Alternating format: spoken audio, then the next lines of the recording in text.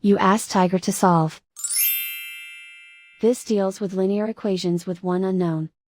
The final result is a equals 15. Let's solve it step by step. Group all constants on the right side of the equation. Subtract 6 from both sides. Simplify the arithmetic.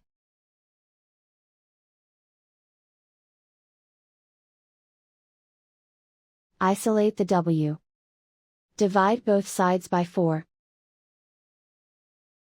Simplify the fraction. Find the greatest common factor of the numerator and denominator. Factor out and cancel the greatest common factor.